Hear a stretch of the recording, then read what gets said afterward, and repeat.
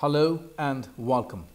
My name is Amit Kumar Sharma Maral, and today I'm going to talk about Central Board of Secondary Education Board Exam 2021. Since my subject is English, I'm going to walk you through some wonderful ideas, amazing information, and incredible tips that will help you score phenomenally high in the exam to be held in the month of May. So stay tuned and let us look forward to the information that I'm going to offer just after a short while. Dear friends, when I talk about exam of English, and I have chosen class 12th, and I'm going to acquaint you with new pattern which CBSE, Central Board of Secondary Examination, Secondary Education has prescribed, and I have chosen chapter 4, and the book name is one of the two books. It means we have two books, one main book Flamingo and the other one is Vistas. So I have chosen Flamingo, and the chapter I have chosen, the title of the chapter is The Rat Trap. So I'm going to talk about 5 marks questions.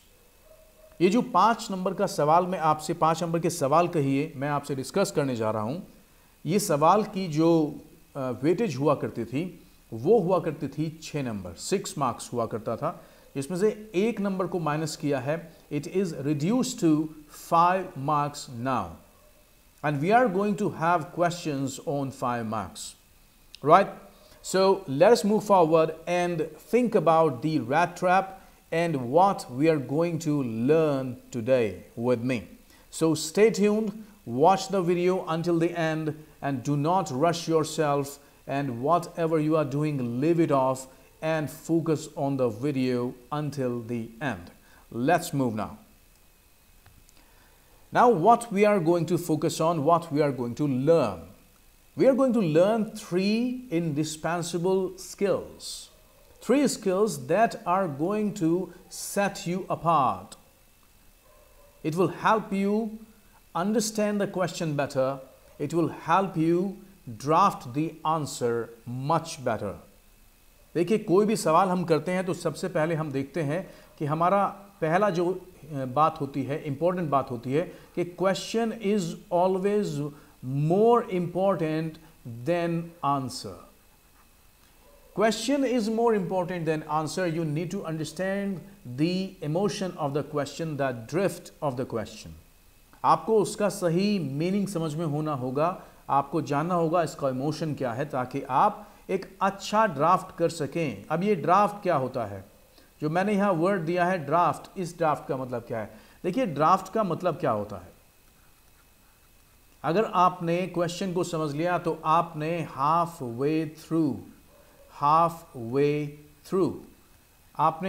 Way through मैदान जीत लिया. It means half battle is one, half the battle is one. अब जब आपने आधी लड़ाई तो जीत ली, अब आपके पास में आधा काम बाकी बचता है. आपको एक अच्छी ड्राफ्टिंग करनी है, आपको एक अच्छा ड्राफ्ट तैयार करना है. इट मीन्स पहला ऐसा आपकी रॉ मटेरियल सोच, ताकि आपने you have a bombardment of information, bits of information, pieces of information that is relevant information related to the question, and आपको उस सारे इंफॉर्मेशन को बंडल करना है, पीस टुगेदर करना है, और उसको एक हल्के फॉर्म में रखना है, जिसको हम बोलेंगे ड्राफ्ट. कैसे, कौन सी चीज़ को कहाँ फिट करना है, किस तरह से कॉम्बिनेशन बनाना है, क्या हमारी आगे की ड्राफ्टिंग होगी, किस तरह से आगे बढ़ना है, एक्सप्रेशन क्या होगा, ग्रामर क्या होगा, इसको हम ड्राफ्ट कहते हैं. यानी कि you are connecting the dots, you are connecting the dots. So जब आप डॉट्स को कनेक्ट कर रहे हैं, जब आप डॉट्स को कनेक्ट करते हैं, कनेक्ट द डॉट्स, तो आपने जब डॉट्स को कनेक्ट किया तो हमने उसको D1 नाम दे सकते हैं, यानी कि ड्राफ्ट 1. और आप बहुत जल्दी मेंटली इसको फास्ट कैसे करेंगे ये मैं आपको बताने जा रहा हूँ. तो सबसे पहला काम है कि आपको ड्राफ्ट समझ में आना चाहिए, बनाते कैसे हैं, ये पहला स्किल आज हम मास्टर करेंगे. Number 2, what to write relevant content. जैसा मैंने पहले कहा कि जब आपको क्वेश्चन को पढ़ने की अच्छी समझ हो जाएगी तो आपको समझ में आएगा रेलेवेंट कंटेंट कहाँ से लेना है. How to recollect your memory, how to recollect your information, and how to summon it at the right time, how to call it back. इसको वापस आंसर शीट तक कैसे लेके आना है, बिट बाय बिट. आपको जो इंफॉर्मेशन पीस बाय पीस जो मिलने वाली है उसको आप थ्रेड कैसे करेंगे.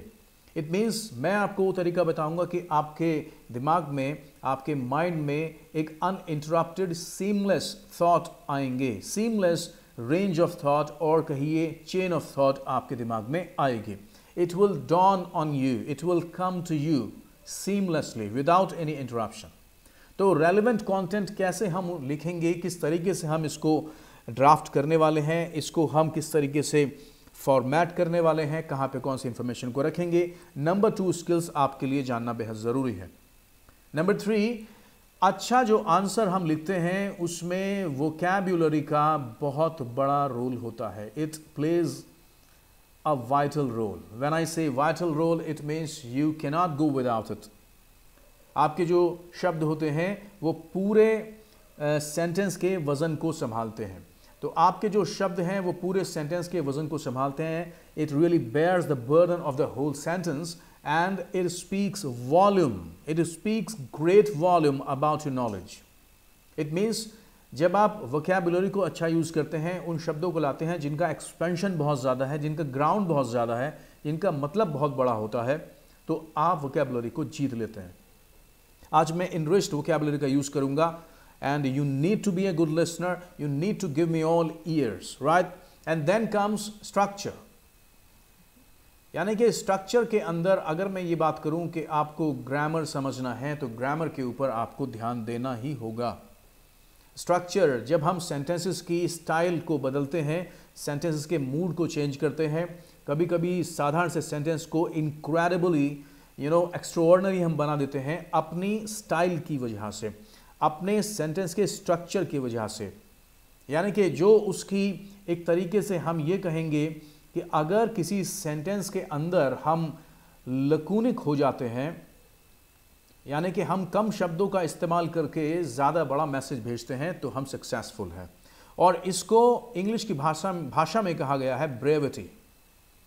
Brevity is the beauty of language. Brevity का मतलब है कम शब्दों में बहुत ज़्यादा बात आप करेंगे, उसको हम ब्रेविटी कहेंगे. ये भी हम समझेंगे. और उसके बाद में मैं आपको बताऊंगा पॉइंट्स टू रिमेंबर, PTRs कौन से होंगे, किस तरीके से आप एक एक चीज़ को वहाँ पे स्टड करेंगे, सजाएंगे. You will hand pick your vocabulary, hand pick your structures and you will hand pick all the points that are just bombarding your mind. You will structure them first, right? So how to do that? We want to know that. Stay with me. Let's move forward. Now, first thing that you need to know, you should not go without it. You should be making it indispensable. You should not compromise quality. So you need to understand about the author. It means when you want to write something wonderful, about the author is a must. About the author, about the writer, or about anything or any kind of profession you can talk of, but here we are talking about the author. Before I move forward, let me tell you something. Let me recommend something. I have some recommendation and I want to recommend. What I want to recommend? Kindly show utmost एक बहुत बढ़िया utmost devotion आपको दिखाना है इस video को. जैसे जैसे आप देख रहे हैं, ये आपकी पहली शर्त है कि आप इसके ऊपर खरे उतरें. आप इसको बहुत अच्छे से कर सकते हैं. नंबर 2, आप पेशेंस को ज़रूर साथ में रखें. पेशेंस को बिल्कुल ना खोएं. Patience pays in the long run. याद रखिएगा, पेशेंस का जो फ्रूट होता है वो हमेशा बहुत मीठा होता है. तो पेशेंस को आप बिल्कुल भी ना खोएं. नंबर 3, आप अपना जो हंगर है, हंगर फॉर लर्निंग, इसको अलाइव रखें. इसको आप बिल्कुल ज़िंदा रखें. पैशन अपने ज़िंदा रखें. और नंबर 4, आप इंग्लिश का यूज़ ज़्यादा से ज़्यादा करें। इंग्लिश का यूज़ ज़्यादा से ज़्यादा करें, एज मच एज पॉसिबल।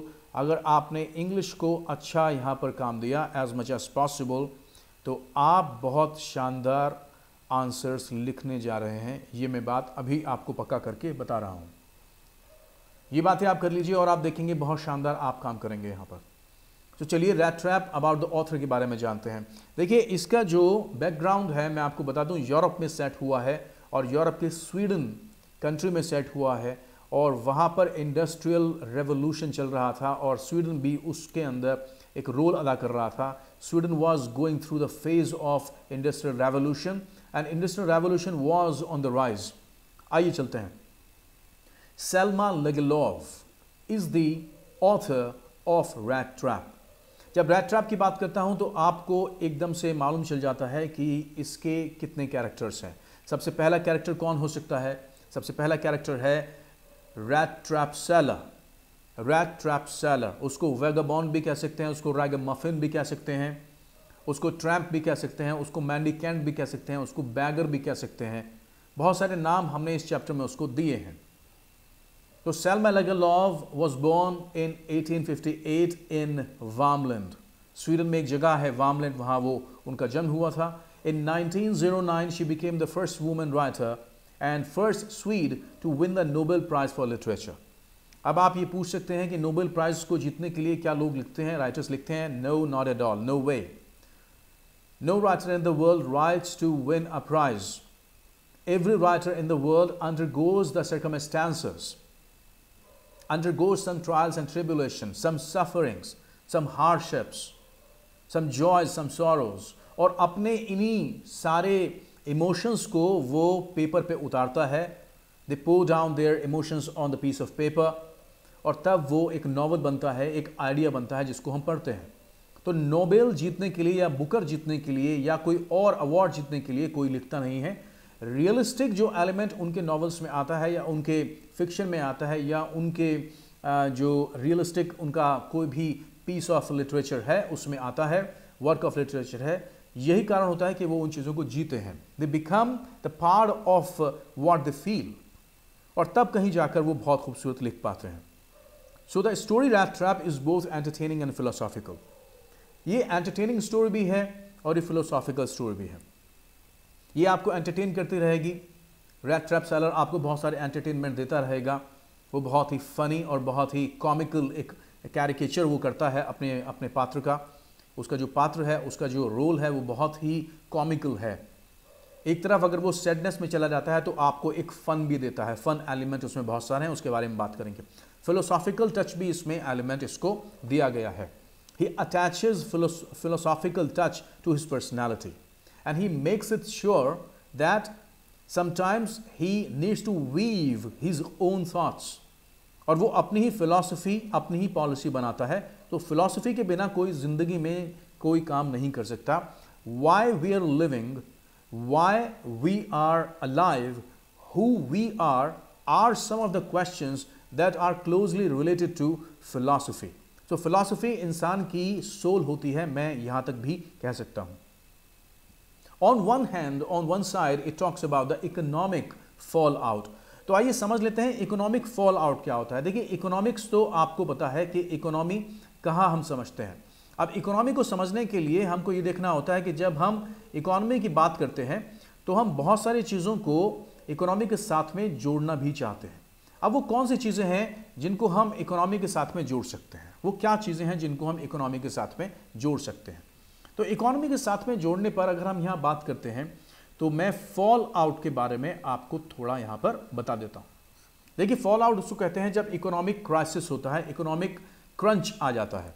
जब बहुत ही क्रंच सिचुएशन होती है, situation become so dire that the value of the currency diminishes to the worst level.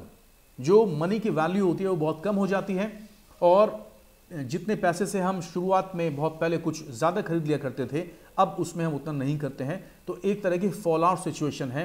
कोई भी व्यक्ति पावर्टी के अंदर जीने लगता है, एब्जेक्ट पावर्टी उसको अटैक करती है।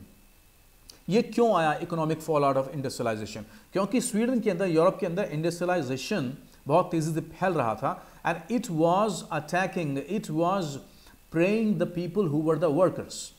तो जब एक मशीन आती है, जब मशीनीकरण होता है, जब मशीन्स आती हैं, the machines overtake, the machine took over, right, the machine overtake the work of the human beings and they actually deprive them of their jobs। उनकी जॉब्स को जो मशीन्स होती हैं वो छीन लेती हैं, और जब वो उनकी जॉब्स को छीन लेती हैं, the workers become homeless, the machines render the workers homeless and helpless.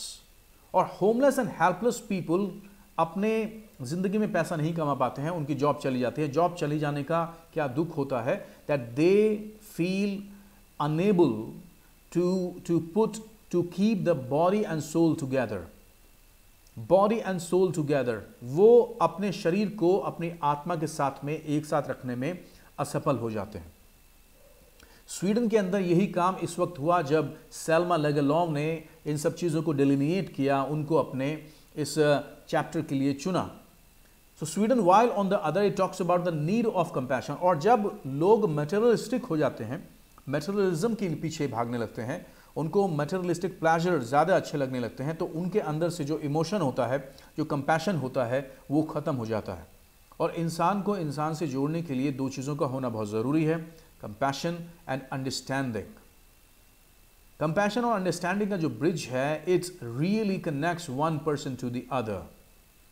But when people become too much materialistic, they kill their compassion and understanding. Then Selma Lagerlöf stresses the need of compassion and understanding to awaken the essential goodness in a human being.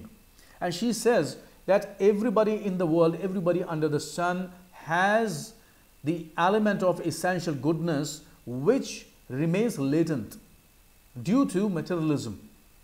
यानी कि वो छिप जाती है, वो थोड़ी सी dormant हो जाती है, उसको हमको अवेकन करना पड़ता है। जो कि सो जाती है उसको हमको राउज करना पड़ता है। We need to rouse the essential elements of understanding and essential element of human goodness which is found in every person in the world. And then what happens?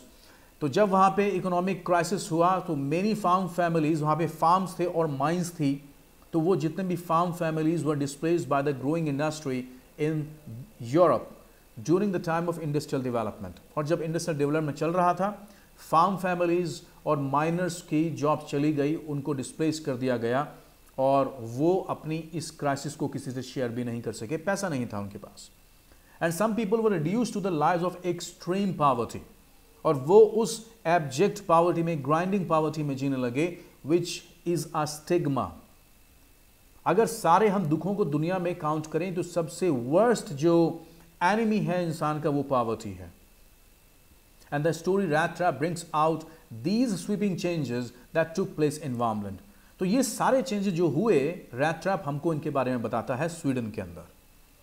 और जब हम towards the end of the 19th century की तरफ चलते हैं तो ये industrial revolution rise पर था, पूरी दुनिया में इंडस्ट्रियल रेवोल्यूशन फैला हुआ था। The title of the story refers to the theory that life is one big rat trap. So यहाँ पे एक मेटाफर दिया है सेल्मा लेगेलॉफ ने कि जिस तरह से एक रैट ट्रैप होता है बहुत बड़ा, और रैट ट्रैप का जो एक उद्देश्य होता है, पर्पस होता है, वो ये होता है कि वो किसी रैट को पकड़ने के लिए उसको ललचाता है, टेम्पटेशन देता है। अब एक रैट ट्रैप में टेम्पटेशन क्या हो सकती है? जब भी हमें कोई रैट को ट्रैप करना होता है, चूहे को पकड़ना होता है, तो सबसे पहले हम कुछ न्यूट्रिशियस डिलीशियस खाने की चीज़ों को, may be it is a rind of pork और इट इज़ अ पीस और बिट ऑफ चीज़, कोई भी चीज़ हम अंदर रखते हैं, और जैसे ही ललचाकर वो चूहा वहाँ पर आता है, the gate of the rat trap closes on him, और वो फंस जाता है उसमें। बिल्कुल यही मेटाफर लिया है। इसी तरह की बात की गई है ज़िंदगी के अंदर कि लोगों के लिए भी बेट्स होती हैं, इस दुनिया में लोगों के लिए भी बेट्स होती हैं। बेट्स को हिंदी में आप बोल सकते हैं कोई स्वादिष्ट चीज़, या कहीं कोई ललचाने वाली चीज़, या कहीं चारा। तो हम इसको बोल सकते हैं कि दुनिया में हमारे लिए भी बेट्स हैं। क्या बेट्स हो सकते हैं? वो हमारे लिए जो रिचेस हैं, जो बहुत महंगी महंगी चीज़ें हैं, जो पोजेशन हैं, जो प्लश हमारे होम्स हैं, प्लश कार्स हैं, और स्वांकी एक वर्ड बोल रहा हूं, इन वर्ड्स को मैं लिख भी देता हूं आपके लिए। देखिए वर्ड मैं बोलता रहूंगा, मैंने आपसे कहा था, और आपकी ये ड्यूटी है कि आप इन वर्ड्स को याद कर लें। तो जो प्लश हमारी स्वांकी और एक्सपेंसिव, इसको कॉस्टली भी बोल सकते हैं, कॉस्टली भी इसको बोल सकते हैं। हर कोई इंसान जो जीना चाहता है वो कोजी लाइफ जीना चाहता है। तो ये जो चीज़ें मैंने 4 बोली हैं, आप चाहते हैं कि आपको प्लम जॉब मिले, आप चाहते हैं आपको कोजी जॉब मिले, प्लम जॉब मिले, प्लस जॉब मिले, खूब पैसा आए, ऑपुलेंस बढ़े, पानी की तरह पैसा बहाने का हमारे पास में लाइसेंस हो जाए, बहुत पैसा आता रहे, ऐसी ज़िंदगी कौन नहीं चाहता। तो it offer riches and joys, shelter and food, हमें रहने को शानदार घर मिलता है। जैसे इस चैप्टर के अंदर भी एक मैनर हाउस के बारे में हमको पता चलेगी। और फूड बहुत खूबसूरत एंड सम्शुअस फूड, मैंने कहा है सम्शुअस फूड। सम्शुअस फूड का मतलब होता है बहुत ही स्वादिष्ट और महंगा खाना, सम्शुअस फूड, सम्शुअस फूड। तो ऐसा खाना कौन नहीं खाना चाहता। तो हमको वहां पर क्लोथिंग मिलती है, शानदार कपड़े मिलते हैं, exactly as the rat trap offers cheese and pork. तो चीज और पोक जहां पे रैट ट्रैप में मिलता है, हमें मिलता है riches and joys, shelter and food, heat and clothing. Heat का मतलब है कुकिंग, शानदार खाने को पकाने के लिए हमारे पास में बहुत शानदार सुविधाएं भी होती है। And as soon as anyone let himself be tempted to touch the bait, और जैसे ही हम इन चीजों की तरफ आकर्षित होते हैं, we feel attracted and we gravitate to these things, to these bait, it closed in on him. The gate of the world closes in on us, और हम उसमें फंस जाते हैं और हम बन जाते हैं sinner, हम एक sinner बन जाते हैं, हम बहुत ज़्यादा पाप करने लगते हैं, हम righteousness से हट जाते हैं और हम unrighteousness की तरफ चले जाते हैं। हम अपनी अच्छी बातों को, कंपैशन को, वर्चूज़ को भूलकर वाइसेस की तरफ मुड़ जाते हैं। And then everything came to an end, और तब सब कुछ खत्म हो जाता है। The story is narrated in the style of a fairy tale, और जब इस स्टोरी को हम पढ़ते हैं तो हमको ऐसा लगता है कि हम कोई परियों की कहानी सुन रहे हैं जो इनक्रेडिबल है, फैबुलस है, उस पर यकीन नहीं हो सकता है।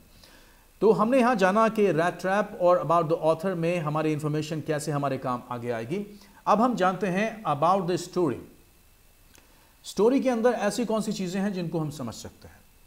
देखिए स्टोरी, जैसे मैंने पहले कहा, एंटरटेनिंग है और फिलोसॉफिकल भी है। And through the metaphor of rat trap the author highlights the human predicament. अब ये प्रेडिकेमेंट क्या है? देखिए प्रेडिकेमेंट, इस वर्ड को आप ध्यान से समझ लीजिए। ये एक अनप्लेजेंट सर्कमस्टेंस है,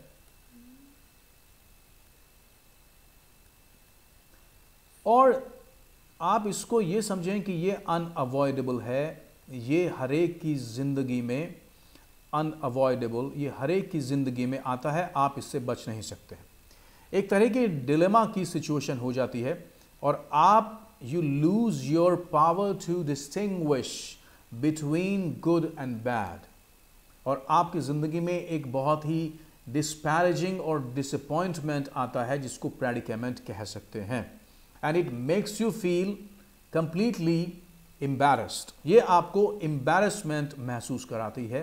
ये वर्ड जो मैं यहाँ पर लिख रहा हूँ, एम्बैरेसमेंट महसूस कराता है। जो सर्कमस्टेंस जो अनप्लेजेंट हो, जो बहुत ही अनअवॉइडेबल हो, जो डिलेमा आपको क्रिएट करे, आप एक क्वांड्री में रहें, तो वहाँ पर आप, क्वांड्री का मतलब है असमंजस में रहना, अनिर्णय की स्थिति में रहना, इनडिसीजन के बारे में रहना, उसको प्रेडिकेमेंट हम बोलेंगे। तो वो प्रेडिकेमेंट टेम्पटेशन का, ललचाने का, वो जो जिससे ना बचा जा सके, ऑथर ने उसको हाईलाइट किया है कि हर एक जिंदगी में आता है ह्यूमन की लाइफ में। The story is a good analysis of human emotional needs and human behaviour. Human behaviour को हमने बहुत नज़दीक से जाना है। कैरेक्टर पहला है हमारे पास में रैट ट्रैप सेलर, दूसरा कैरेक्टर हमारे पास में आता है क्रॉफ्टर, एंड तीसरा कैरेक्टर आता है आयरन मास्टर। आयरन मास्टर के बाद में Edla Willmansson, the only daughter of iron master. So iron master जब देखते हैं हम, और हम Edla Willmansson the only daughter of iron master, then हमें बहुत सारे कई तरीके से हम कैरेक्टर्स को पढ़ते हैं और देखते हैं कि कौन किस तरह का इमोशन रेडिएट करता है, कौन किस तरह की चीज़ों को एग्जूड करता है। देखिए मैंने यहाँ पर बोला एग्जूड एक अच्छा वर्ड है। रेडिएट भी एक अच्छा वर्ड है। तो आप इन सारे वर्ड को बढ़िया से याद कर सकते हैं, right. So all through the story there is a subtle humour. Subtle, देखिए वर्ड आया है सटल ह्यूमर, बी साइलेंट है, सटल ह्यूमर, एक माइन्यूट ह्यूमर है, minute humour, not easily noticeable, minute humour है, जो उसकी पहचान करने वाले जो पारखी हैं वही समझ सकते हैं। Subtle humour that serves in lightning, that serves the lightning the seriousness of its tone. और जब ये सारी चीज़ों को यहाँ करता है तो हम देखते हैं कि जो सीरियसनेस आ जाती है दुखों से भरी हुई एक जिंदगी के अंदर, the life full of tension, full of melancholy, depression and vanity and all negativity, जब इतनी सारी इसमें भर जाती है तो हमको we need to lighten the pain of this serious predicament. इस सीरियस टोन को हमको टोन डाउन करना पड़ता है। जो ह्यूमर इसके अंदर है वो इसको बैलेंस करता जाता है, और ये सारा जो ह्यूमर आता है, ये ह्यूमर आता है रैट ट्रैप सेलर की तरफ से। Let's move forward.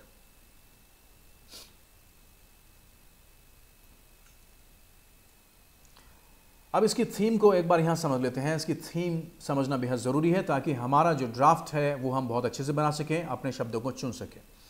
The story deals with the trap of material benefits, यानी कि विलासिता और भौतिकवादी जो युग है, मटीरियल बेनिफिट्स, लोग पोजेशन करना चाहते हैं अपने पास में, लोग अक्यूमुलेशन में यकीन करना चाहते हैं, होर्डिंग करना चाहते हैं चीज़ों की। यानी कि अगर हम ये देखें कि लोगों को होर्डिंग करने में, अक्यूमुलेट करने में, उनको अननेसेसरी पोजेशंस इकट्ठे करने में, जो कि पैरिशेबल हैं, पूरी दुनिया में ये सारी चीज़ें पैरिशेबल हैं, लेकिन हम ये समझते हैं कि इन सब चीज़ों को इकट्ठा करके हम सुखी हो सकते हैं। इसको हम बोलते हैं material benefits that most human beings are prone to fall into. और हमारी जो नेचर है वो यही है कि हम हमेशा इस तरफ इंक्लाइंड होते हैं कि हम इन मटेरियल बेनिफिट्स की तरफ चले जाएं, इनकी तरफ झुक जाएं। And it also dwells on the human tendency. जो चैप्टर है ड्वेल्स ऑन, देखिए जब ड्वेल करते हैं किसी चीज़ पर तो मनन करते हैं, मेडिटेट करते हैं, कंटेम्पलेट करते हैं, फोकस करना किसी चीज़ पर, कंटेम्पलेट भी करते हैं उस पर। तो हम अगर किसी चीज़ पर कंटेम्पलेट कर रहे हैं, मेडिटेट कर रहे हैं, मेडिटेट अगर हम करते हैं, अगर हम किसी चीज़ को पोर ओवर कर रहे हैं, अगर हम किसी चीज़ को मल ओवर कर रहे हैं, तो हम उस चीज़ के ऊपर काफ़ी देर तक सोचते हैं। तो हम सोचते हैं ह्यूमन टेंडेंसी के ऊपर कि रिडीम कर लें वो अपने आप को, कि हमारी हमेशा टेंडेंसी ये रहती है कि हम अपने आप को रिडीम करें, यानी कि अपने आप को फ्री करें, अपने आप को फ्री करें, फ्री फ्रॉम सिंस। हर कोई इंसान चाहता है कि रिडीम करें अपने आप को और रिडेम्पशन उसको मिल जाए। The absolute pleasure of life is to find redemption, यानी कि मुक्ति हर कोई व्यक्ति अंडर द सन पाना चाहता है। वो चाहता है अपने जो कर्म हैं उसके, उनको वो थोड़ा सा पर्ज कर ले, प्योरीफाई कर ले अपने आप को रिडीम कर ले। और सबके पास में चांसेस भी होते हैं। आपने रिडीम वर्ड नॉर्मल ज़िंदगी में भी सुना होगा। आप बहुत सारे वाउचर्स को रिडीम करते हैं, यानी कि वाउचर्स मिलते हैं आपको उसमें पैसा जमा कराते हैं या देते हैं कुछ और चीज़, और वो वाउचर आपका हो जाता है, वो चीज़ आपकी हो जाती है। उन चीज़ों को आप रिडीम कर लेते हैं आम जिंदगी के अंदर। तो इंसान अपने आप को रिडीम करना चाहता है डिसऑनेस्ट वेज से, यानी कि जो उसकी ज़िंदगी में डिसऑनेस्ट वेज हैं उनसे अपने आप को मुक्त करना चाहता है, और चाहता है कि उसको किसी तरह से सैल्वेशन मिल जाए जब वो इस ज़िंदगी से जाए, जब उसका ऊपर जजमेंट डे हो and he is asked to stand in front of God. उसका जो वर्चूज़ का पलड़ा है वो भारी हो और अपने आप को वो बहुत एक हेवन में पाए, उसको हेल ना मिले। कर्मों की ये सब कर्म का खेल है। दिस इज ऑल अबाउट कार्मिक नेचर, राइट। और तब हम क्या करते हैं, लेकिन जो हमारा फोकस है, फोकस ऑन ह्यूमन लोनलीनेस, ये जो चैप्टर है ये फोकस ऑन ह्यूमन लोनलीनेस। इंसान अकेला है, भीड़ में भी इंसान अकेला है क्योंकि मेटेरियलिस्टिक प्लेजर उसके साथ में है। And the need to bond with others. हमारा अगर दुख कम हो सकता है, जो हमारा दुख है वो बांटने से, कम होता है और हमारा जो सुख है वो बांटने से बढ़ता है। तो इसलिए बॉन्डिंग होना बहुत ज़रूरी है, irrespective of caste, creed, complexion and who you are, the ethnicity और वट एवर। कोई रिलीजन नहीं होता, हमारा बॉन्ड किसी से भी बन सकता है। तब ये हमको बताता है कि ह्यूमन लोनलीनेस सबसे बड़ा एक ऐसा दुख है जो कोई भी इंसान नहीं लेना चाहता। It means nobody wants to be alienated. कोई भी एलिनेट होना नहीं चाहता, डिस्क्रिमिनेट होना नहीं चाहता। अगर डिस्क्रिमिनेशन हमको मिलता है तो हम उससे बाहर आना चाहते हैं, और तब हम चाहते हैं need to bond with somebody, need to bond with others. It means जो सोसाइटी है वो ऐसा फैब्रिक है जिसमें एक व्यक्ति नहीं है, इसमें बहुत सारे तरह तरह के लोग हैं, and the variety is the real spice of this society. जो वैरायटी है वो रियल स्पाइस है इसका। तो जो स्पाइस अप करते हैं हम सोसाइटी का, जो मज़ा है सबसे बड़ा, वो इसके अलग अलग होने में है। Diversity in unity, unity in diversity rather. It brings out the proclivity. देखिए एक वर्ड आया है प्रोक्लिविटी, बहुत शानदार वर्ड है कि नेचुरल जो हमारा टेंडेंसी होती है वो ये होती है to look down upon the have nots of the society, कि हम सोसाइटी के उन लोगों के ऊपर बहुत ही हिकारत से नज़र डालते हैं, बहुत ही उनको हम बेइज्जती की निगाह से देखते हैं। प्रोक्लिविटी को याद रखिएगा, बहुत ही इंपॉर्टेंट वर्ड है। नेचुरल टेंडेंसी ये रहती है कि उन लोगों को हम बहुत ही दुत्कारते हैं, हम उनको स्पर्न करते हैं, उनको हम बहुत ज़्यादा डिस्डेनफुल एक कास्ट से देखते हैं, उनके ऊपर निगाह डालते हैं। और ये सब चीज़ें सोसाइटी हमको नहीं सिखाती, हमारी एक नेचुरल टेंडेंसी ये बन चुकी है। And deprive them of any opportunity. और हम उन लोगों को जो हैव नॉट्स हैं, जिनके पास कुछ नहीं है, पुअर पीपल हैं, एब्जेक्ट पॉवर्टी में रह रहे हैं, ग्राइंडिंग पॉवर्टी में रह रहे हैं, उनको कुछ नहीं मिलता, उनसे हम वो अपॉर्चुनिटी भी छीन लेते हैं कि उनको कोई अच्छी ज़िंदगी भी मिल सके। डिप्राइव शानदार वर्ड है, it's a wonderful ornamental word, कि डिप्राइव करते हैं उन सब चीज़ों को। तो हम जब किसी व्यक्ति को जो बहुत ही गरीब है उसको रॉब करते हैं, उसको डिस्पोजेस करते हैं, ये मैं आपके लिए कुछ वर्ड यहाँ लिख रहा हूँ, उसको डिस्पोजेस करते हैं, उसको स्ट्रिप करते हैं, राइट, उसको हम छीन लेते हैं, स्नैच कर लेते हैं उससे उन सब चीज़ों को जो उसकी हैं, और हम उसको एक अपॉर्चुनिटी भी नहीं देते ताकि वो अपनी लाइफ को अच्छे बना सके। इन सब के साथ में जो मैंने यहाँ वर्ड लिखे हैं डिप्राइव से जो रिलेट करते हैं, सबके साथ में प्रेपोजिशन आती है ऑफ।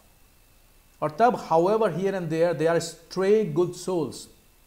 कुछ ना कुछ ऐसे स्ट्रे गुड सोल्स हैं, स्ट्रे गुड सोल्स हैं इधर उधर भटकते हुए कुछ ऐसे अच्छे इंसान जो हेल्प करते हैं उन गरीब लोगों की, उन भटके हुए लोगों की। स्ट्रे गुड सोल्स होती हैं, उनकी हेल्प करते हैं वो। Help them come out of abyss, एक ऐसा गड्ढा जो बॉटमलेस है। अब बॉटमलेस पिट और बॉटमलेस काज़म, इसको काज़म भी बोलते हैं, CHASM, एक बहुत पावरफुल वर्ड मैं आपको दे रहा हूं, काज़म। काज़म रिलेट होता है अबीस से। अबीस का मतलब होता है जिसकी कोई गहराई ना हो।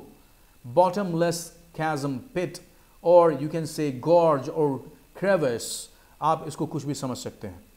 तो ऐसा गड्ढा, उस रैचेडनेस के गड्ढे के अंदर के अनफॉर्चुनेट और बहुत ही अभागा वो बन जाए और फरलॉन बन जाए। यहाँ पर मैं आपको ये वर्ड देना चाहता हूँ जो मैं बोल रहा हूँ, फरलॉन। या एक वर्ड आपके लिए मैं और लिखना चाहता हूँ। आपने देखा होगा कि जो एक चैप्टर हमने पढ़ा था कि वहाँ पर एक बच्चा अपने पिता से रूठ कर चला जाता है, प्रोडिगल वो यूज़ हुआ था। तो बहुत ही ज़्यादा बिगड़ा हुआ जो व्यक्ति, उसको प्रोडिगल कह सकते हैं। और प्रोडिगैलिटी के अंदर वो रहने वाला इंसान रैचेडनेस के अंदर चला जाता है, यानी कि वो डिजेनरेट हो जाता है, ख़त्म हो जाता है, अपने मॉरल को मार देता है, इमॉरलिटी में चला जाता है। और वो इमॉरलिटी किस तरह की होती है? वो होती है उस गड्ढे की तरह जिसका कोई बॉटम नहीं होता, bottomless chasm, bottomless pit, and live a dignified life. और उनको वहाँ से निकाल कर वो ऐसा मौका देते हैं कि वो डिग्निफाइड ज़िंदगी में जी सकें। तो आखिरी जो लाइन है, the last line, essential goodness in every human being must be awakened. This is the line that you need to keep in mind. Essential goodness in every human being must be awakened. यानी कि हर इंसान के अंदर जो essential goodness का एक element होता है उसको awaken करना, राउज करना, wake up करना बेहद ज़रूरी है, उसको जगाना बहुत ज़रूरी है, so that he can live a wonderful life and he can relieve himself of all the sins. अपने आप को रिलीव कर सके, मुक्त कर सके, अपने आप को रिडेम्पशन दे सके, ये इसका थीम है। Let's move forward. आगे हैं क्वेश्चन नंबर 1 की तरफ, तैयार हो जाइए। क्वेश्चन नंबर 1 की तरफ हम आए हैं। मैंने लिया है यहाँ पर 5 मार्क्स का एक क्वेश्चन, और अब मैंने यहाँ पर वैल्यू पॉइंट्स भी बनाए हैं, आप नीचे देख सकते हैं, और मैं आपको ये समझाने जा रहा हूँ कि कैसे इनको आपको लिखना है। एक एक लाइन को समझेंगे। Stay tuned and watch the video until the end. So question number 1 is, do you think that one act of kindness can really change a persons view of the world? Discuss. हमें ये कहा जा रहा है question के अंदर कि one act of kindness, अगर हम एक एक्ट करें काइंडनेस का, एक भी बार हम काइंडनेस का यूज करें, can really change a persons view of the world. तो ये किसी इंसान का जो दृष्टिकोण है, व्यू है दुनिया के बारे में, उसको बदल सकता है। इसका मतलब अगर कोई व्यक्ति कार्डिनल सिन कर चुका है, he has become a Sinner, bloody Sinner, he can purify himself, he should be given a second chance. वो सेकंड चांस ले सकता है, उसको सेकंड चांस देना चाहिए। हमें ये बताना है इसमें। आइए चलते हैं, पढ़ते हैं। तो मैंने पहले जो लाइन लिखी है यहाँ पर, yes I do agree that one act of kindness can really change a persons view of the world. पहले मैंने अफर्मेशन दिया और बहुत ही साधारण सा सेंटेंस में आने लिखा। आप यहाँ पे एक सेंटेंस की जो सिंपलिसिटी है उसको देखिए जरा। साधारण सेंटेंस, ग्रामेटिकल वंडरफुल सेंटेंस, और मैंने अग्रीमेंट किया पॉजिटिविटी से शुरू किया। इट मीन्स पॉजिटिविटी को आपको पूरे चैप्टर के अंदर बहुत अच्छे तरीके से पॉजिटिविटी को you need to hang on to this, right?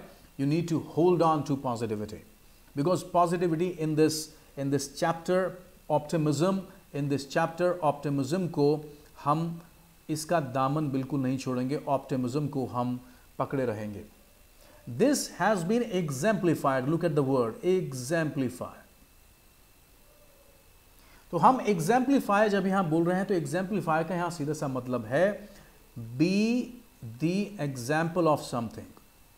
Be the example of something.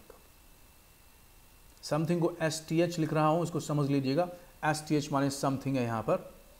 तो अगर आप किसी चीज का एग्जाम्पलीफिकेशन करते हैं, एग्जाम्पलीफाई करते हैं, आप उसके एग्जाम्पल बन जाते हैं। This has been exemplified in the chapter by the man selling rat trap. ये कैसे हुआ है ट्रांसफॉर्मेशन? कैसे एक rat trap seller, vagabond, ragamuffin, mendicant, beggar and a thief, कैसे वो ट्रांसफॉर्म किया गया एडला विल्मनसन के जरिए, ये एग्जाम्पलीफाई किया गया है सेलिंग रैट ट्रैप जो वो बेच रहा था। In the beginning of the chapter, the man is dejected. Dejected means he was disappointed and disillusioned. Disillusioned एक बहुत ही powerful word है, disillusioned. इस word को मैं आपको खास तौर से बताना चाहूँगा। When you feel that you are disappointed, you are disappointed. Disappointed in somebody, somebody को मैं as be लिखता हूँ, or in something. आप किसी चीज पर बहुत विश्वास करते थे, बट जिस पर आप विश्वास करते थे it did not live up to your expectation, आपके विश्वास पर वो खरी नहीं उतरी, तो आपका उससे मोह भंग हो जाता है। It means you get disillusioned, you get disappointed, you get one more word आप इसका देख सकते हैं, डिसएन्चांटेड।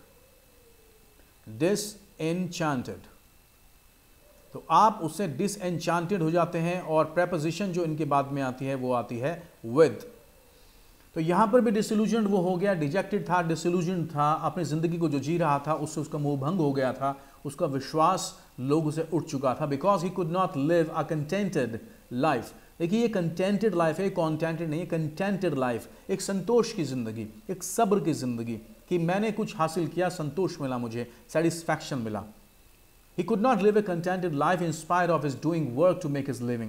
हालांकि वो अपनी बॉडी और सोल को together, he wanted to keep his body and soul together, and he was working, even though the people cast a very, melancholic or very hatred, full of hatred cast, they cast full of hatred look on him. उसके ऊपर उन्होंने जो look डाला, उसको जो उन्होंने देखा, they always looked down upon him, हमेशा उसको बहुत ही बेइज्जती की निगाह से देखा। दे completely made him feel like an outcast, उसको आउटकास्ट फील करा दिया जैसे वो कोई अनटचेबल है, ऐसी जिंदगी उसने जी। He did not have even a positive sense. Nobody received him with open arms. Everybody chased him away. Police chased him away. People chased him away. And because he did not have money, he did not have wonderful clothes. He was wearing rags and he was completely disheveled. मैं कुछ word बोल रहा हूँ जैसे मैंने बोला disheveled. बहुत ही अस्त व्यस्त था, बहुत ही अस्त व्यस्त उसकी जिंदगी थी। तो जब उसकी ज़िंदगी इतनी ख़राब हो चुकी थी, बहुत ज़्यादा लाउजी लाइफ वो जी रहा था, तो उस लाउजी लाइफ के अंदर, उस डिसअपॉइंटेड ज़िंदगी के अंदर उसको इज़्ज़त यानी कि इस्टीम, सेल्फ इस्टीम कुछ भी उसको नहीं मिली। He had no positive experience about the life and considered the whole world with its land and seas, its cities and villages to be a big rat trap. यानी कि उसने उस पूरी दुनिया में जो भी चीज़ें देखी, नेचुरल, जो लोग खूबसूरत चीज़ों को देखना चाहते हैं, जो गांव को देखना चाहते हैं, शहर को देखना चाहते हैं, उसे कहीं भी शांति नहीं मिली और वो कभी भी ये नहीं सोचता था कि ये जितनी भी चीज़ें हैं ये अच्छी हो सकती हैं। तो हम यहाँ पे उसका डिसअपॉइंटमेंट, अटर डिसअपॉइंटमेंट, एक इल्यूजन, एक मिराश का वो फासला तय कर रहा था, एक मिराश को छूने की कोशिश कर रहा था, मिराश जिसको छुआ नहीं जा सकता, और एक इल्यूजन लाइफ वो जी रहा था। तो उसको एक बिग रैट ट्रैप की तरह उसने अपनी फिलॉसफी बनाई कि मैं गलत थोड़ी करता हूँ, ये ज़िंदगी में जितने भी लैंड्स एंड सीज हैं, सीरीज़ हैं, विलेजेस हैं, ये बिल्कुल रैट ट्रैप की तरह है। मेटाफर उसने तैयार कर लिया अपने आप को कंसोल करने के लिए। His situation was inconsolable, he was inconsolable. एक बहुत ही पावरफुल वर्ड मुझे यहाँ पर, इनकंसोलेबल। उसकी जो सिचुएशन थी उसकी इनकंसोलेबल, यानी कि उसको बिल्कुल भी कहीं भी शांति नहीं मिल रही थी। The iron master daughters treats him with respect and shows compassion and understanding towards his condition. देखिए, इंसान अगर इस दुनिया में सर्वाइव करना चाहता है तो उसको दो चीज़ों की ज़रूरत होती है। The first thing is and the prerequisite, they are the prerequisite, ये शर्त है, एसेंशियल है। तो ये शर्त क्या हो सकती है? ये पहली शर्त है कि एक व्यक्ति को सेफ्टी चाहिए, एक व्यक्ति को ऑनर चाहिए, उसकी सेल्फ इस्टीम को आप हर्ट ना करें, उसकी जो अपनी सेल्फ इस्टीम है, उसकी जो उसकी जो इज्जत है, उसकी जो सम्मान है, उसको कभी भी हर्ट ना करें। ये दोनों चीज़ें हर एक इंसान को चाहिए। एक बच्चे को भी सेफ्टी और सेल्फ इस्टीम की ज़रूरत होती है। अगर उसका सेल्फ इस्टीम हर्ट हो जाए तो वो छोटा बच्चा भी अपनी सोल को किल कर सकता है। He can kill his soul as the rat trap seller here, जो वैगाबॉन्ड है, इसने अपनी सोल को मार दिया था। He killed his soul with his own hands. Iron master daughters उसको ट्रीट करती है रिस्पेक्ट के साथ में, उसको कंपैशन से ट्रीट करती है, अंडरस्टैंडिंग से ट्रीट करती है और उसकी कंडीशन को समझती है। She walks into his shoes, she walks into his shoes. Empathetic behaviour, तो अगर आप यहाँ वर्ड देखेंगे, एक एम्पैथेटिक बिहेवियर आपको यहाँ नजर आएगा। एम्पैथेटिक बिहेवियर है एडला विल्मनसन का। उसने उसके साथ में सिंपैथी तो दिखाई ही, सिंपैथी तो केवल दुख में दिखाई जाती है, लेकिन एम्पैथी सिंपैथी दुख में दिखाई जाती है, लेकिन एम्पैथी जब आप किसी के जिस सर्कमस्टेंसेस में कोई है, आप उसमें ही प्रवेश कर लेते हैं, उसको ही जीते हैं, चाहे वो दुख हो चाहे सुख हो। एम्पैथी उसको हम बोलते हैं। So she did not shout at him. She did not chase him away. She did not shoo him away. She did not pack him off. She did not, she was telling her what the right thing is, because she was a noble lady. Though she was not beautiful, but she was a wonderful communicator. She was a compassionate lady. She was kind-hearted, considerate, and she was a wonderful philosopher, psychologist. She could read the minds quite efficiently. Better than her father. वो अपने आप को उसके ऊपर force नहीं करती है। Next जो पॉइंट है मेरा, she does not force herself upon him but tries to persuade him to spend Christmas Eve with him. Persuade किया उसने उसको persuade किया। Persuade का मतलब है convince किया उसको कि आप यहाँ पे रह सकते हैं and you will find everything that you want to have. Do not try to nudge yourself into the abyss of disappointment. Do not try to push yourself or rush yourself. उसको रश नहीं किया, बल्कि persuade किया कि अच्छी चीज़ें भी होती हैं। और क्रिसमस ईव के दिन में उसने एक गेस्ट की तरह से ट्रीट किया, एक ऐसा गेस्ट जो वहाँ पर वो देखना चाहती थी। यानी कि अगर हम देखें रैट ट्रैप सेलर को, हम क्रॉफ्टर को देखें, हम देखें एडला वुलमेंसन को और उनके फादर को, मिस्टर वुलमेंसन को, आयन मास्टर को, तो हम ये पाएंगे कि हर कोई कैरेक्टर यहाँ पे एक एलिनेशन, एक सेंस ऑफ लोनलीनेस से सफ़र कर रहा है। They all are suffering from the sense of loneliness and they want somebody to be with them. And then he reposes trust. He reposes trust. उसका ऐसा व्यवहार देखकर, बिल्कुल एक सेल्फलेस उसका डिमीनर देखकर वो ये सोचता है, रिपोज करता है, यानी कि he put his trust in her due to her friendliness. उसकी जो फ्रेंडलीनेस नेचर थी उससे वो बहुत प्रभावित होता है. He feels impressed with. He feels completely no fear, and he thinks that this is the safest place. I can really sleep for hours and hours because he found one time that this is the safest place for him. तो जब ऐसा व्यवहार उसको मिलता है, एक identity उसकी बनती है वहाँ पर, और वहाँ पे जो आइडेंटिटी क्राइसिस शुरू में था वो उसको वापस रिगेन करता है, उसको बहुत खुशी होती है और वो अपना फेथ उसमें रखता है. It means he gives Edla Willmansson his faith, you know, unflagging confidence, unflagging faith जो विचलित नहीं है, स्लिपरी ग्राउंड पर नहीं है. Later she persuades her father not to send the man away when his identity is revealed. और यहाँ पर एक वर्ड मैं यूज़ करना चाहूँगा.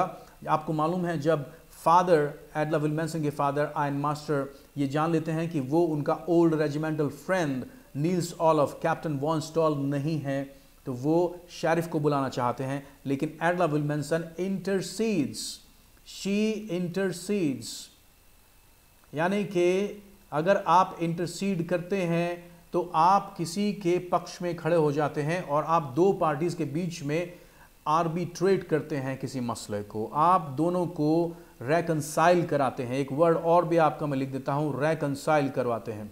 रेकनसाइल, ये सारे वर्ड आपके लिए बहुत बहुत अमेजिंगली वैल्यूएबल हैं, प्राइसलेस हैं. इंटरसीड किया तो रेकनसाइल कराने के लिए आप वहाँ आते हैं, आर्बिट्रेट कराने के लिए आते हैं.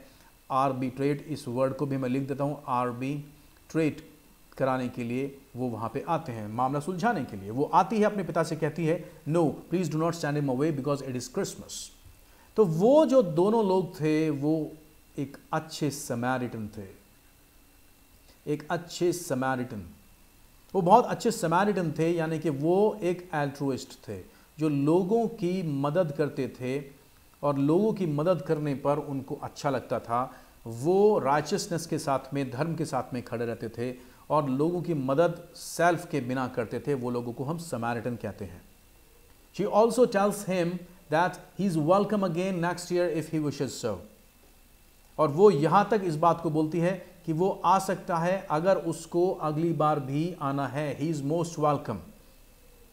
तो वो इतना भी इन्विटेशन जब देती है तो उसकी जो एक अंदर का जो एक अच्छा इंसान है, कॉन्शियस है जिसको मैं बोलूँगा, हमारे अंदर कॉन्शियस होता है, हमारे अंदर सबके अंदर एक कॉन्शियस होता है.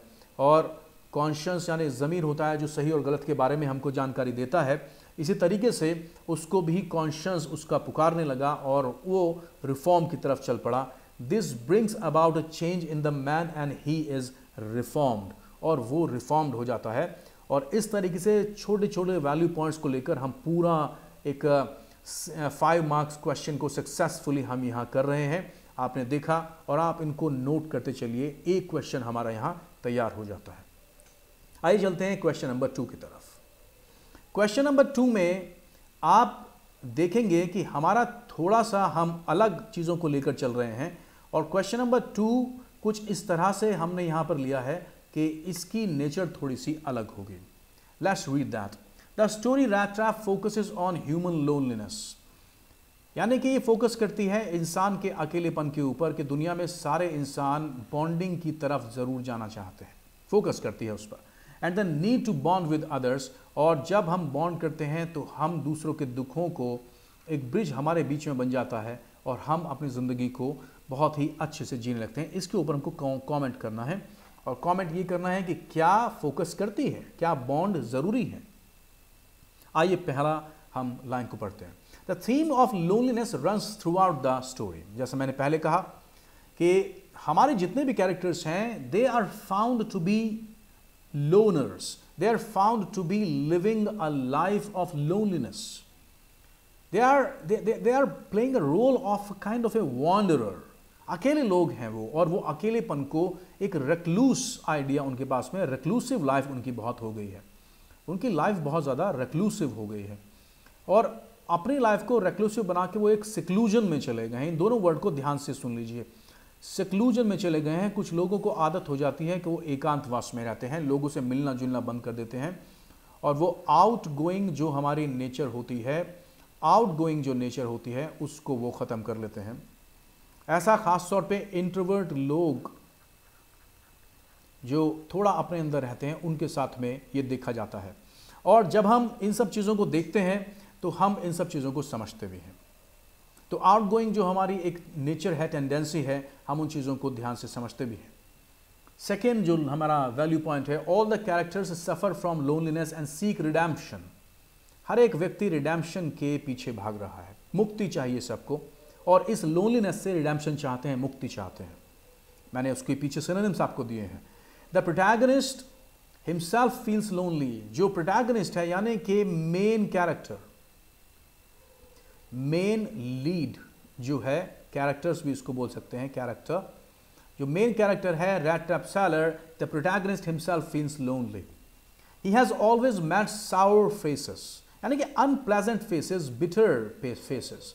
जो फेसेस कभी भी अच्छे नहीं होते हैं, जो फेसेस को देखने पर मेलनकलिक हम महसूस करते हैं, वो इस तरह के फेसेस हमको देखने में मिलते हैं और हम देखते हैं कि सारी चीज़ों को करने के बाद भी उनके चेहरे पर मुस्कुराहट नहीं आती। Sour unpleasant tasteless faces who can only embrace, who can only espouse the depression.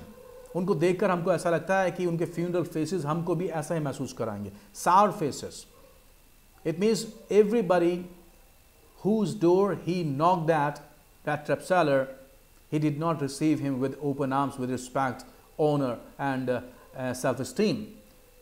They brushed him off, they packed him off, they shouted at him, they rebuked him, reprimanded him, and they insulted him, they looked down upon him. Cold words insensitive, कोई friendly एहसास ही ना होना, कोई friendly एहसास ही ना होना, insensitive, बिल्कुल कोई ख्याल ही ना होना, कोई किसी के बारे में सेंसिटिविटी ही ना होना, यानी कि किसी को बिल्कुल उसके लिए इनडिफरेंट हो जाना। अगर मैं ये बोलूँ तो इनडिफरेंट बिल्कुल उससे लोग बात करते थे, यानी कि उसका होना ना होना उनके लिए कोई मायने नहीं रखता था। Cold words and unkind treatment, उनके ट्रीटमेंट के अंदर इज्जत नहीं होती थी, मर्सी नहीं होती थी, अनकाइंडली वो ट्रीटमेंट होते थे और बहुत मुश्किल से वो अपने को वहाँ से लेकर जा सकता था। There is no one to share his depressing और अम्यूजिंग थॉट्स।